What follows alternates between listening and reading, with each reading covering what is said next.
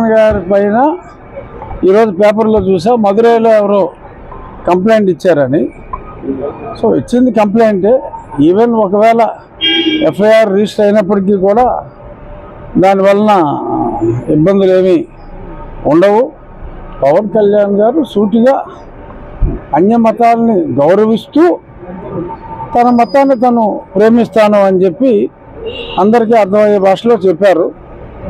So అందులో అపార్థం చేసుకోవడానికి ఏమీ లేదు. మనది లౌకిక వాదం, మన రాజ్యాంగమే సెక్యులర్ రాజ్యాంగం. అందరికీ గౌరవం ఇవ్వాలి. సో ఆ రకంగా మా మతానికి కూడా గౌరవం ఇవ్వండి అని ఆయన మాట్లాడటం జరిగింది. అందులో ఎటువంటి దోషం లేదు. ఆయన ఎక్స్ప్రెషన్ ఏంటంటే కొంచెం తెలుసు కదా, పవన్ కళ్యాణ్ గారి ఎక్స్ప్రెషన్ కొంచెం స్ట్రాంగ్గా ఉంటుంది కాబట్టి అలా భాష పూర్తిగా అర్థం కాక ఏదన్నా అపార్థం చేసుకుని ఉంటే చేసుకుని ఉండొచ్చు. బట్ అదర్వైజ్ ఆయన మాట్లాడిన మాటలో 0.1% కూడా ఎంతో గౌరవంగా ఆయన మాట్లాడారు. నా కుమార్తె కూడా క్రిస్టియన్ మతం అని చెప్పిన తర్వాత ఇంకా అన్య మతాలని ఇంకా అంతకంటే గౌరవించే వాళ్ళు ఎవరుంటారు? తిరుపతి సాంప్రదాయాలని ఆయన హిందువు అయినప్పటికీ తన డాటర్, తన భార్య గారి పెళ్లి కాకముందే ఆవిడ క్రిస్టియన్ కాబట్టి ఆవిడకి సమ్మతించే విధంగా తన డాటర్ బ్యాప్టిజం తీసుకుంది. అందుకని చెప్పి తనతో కూడా నేను ఇది డిక్లరేషన్ ఇప్పించాను అని చెప్పారు. అన్ని మతాలని గౌరవిస్తాను, నా సనాతన ధర్మాన్ని నేను ప్రేమిస్తాను అన్నారు. సో చాలా కరెక్ట్గా మాట్లాడారు. సో దానివలన ఎటువంటి కేసులు ఉండవు. ఏదైనా ఉంటే ఆయన మీద ఉన్న గౌరవం అందరికీ కూడా మరింత పెరిగేలాగానే మాట్లాడారు. ఏముంది, లడ్డూ పైన అందరికీ ఆమోదయోగంగా ఉండేలాగా ఇటు అపోజిషన్ పార్టీ కూడా సిబిఐ కావాలన్నారు.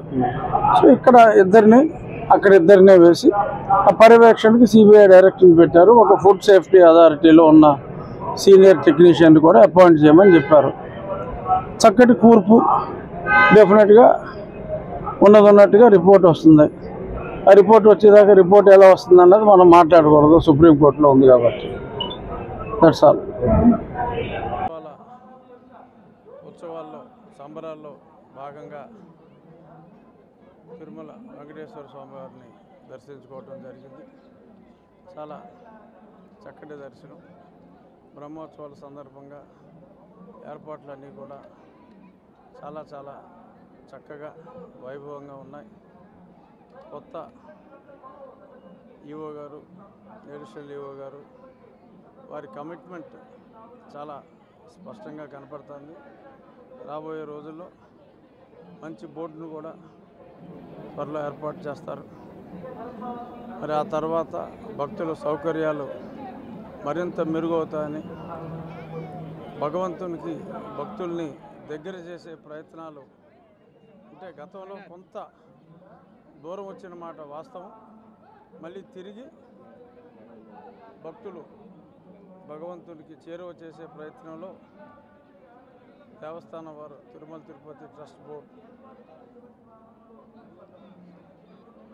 మోస్ట్ సక్సెస్ఫుల్ అవుతారని, ఎటువంటి ఏదైనా చిన్న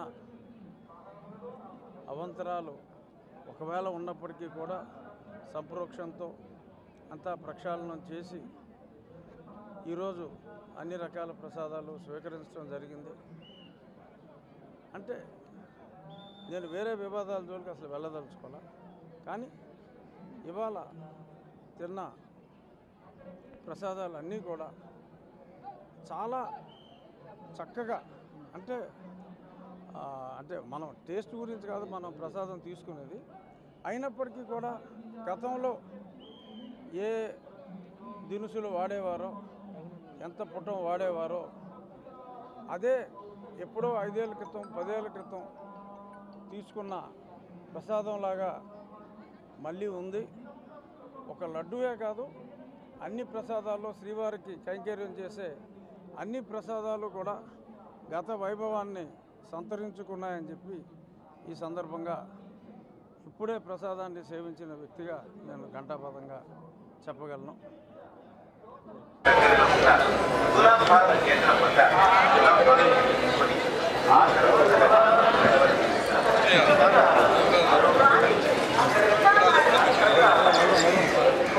సైడ్ ఇచ్చండి భయ్యా.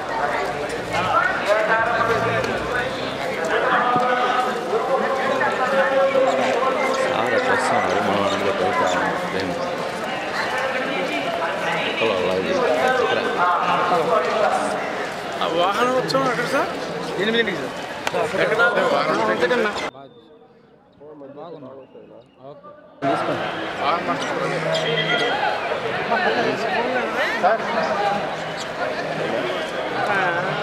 ఒరే